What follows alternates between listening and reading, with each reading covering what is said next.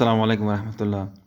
درنو دوستانو، په واتس اپ کې یو لیږل شوی پیغام چې هغې کې زموږ نه غلطي شوي وي یا اشتباهات شوي وي، څنګه تصحیح کولی شو یا په هغې کې تغیرات راوستلی شو.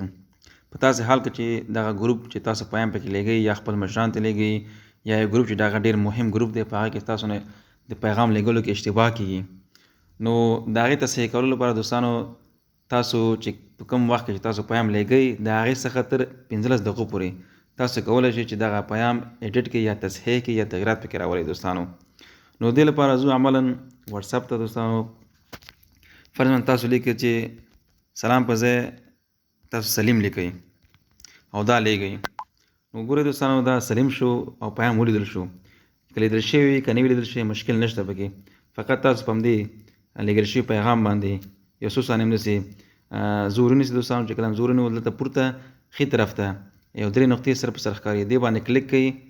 چې کله هم کلیک وکړو تاسو ته ایډیټ ښکاري دوستانو، ایډیټ باندې کلیک کوئ.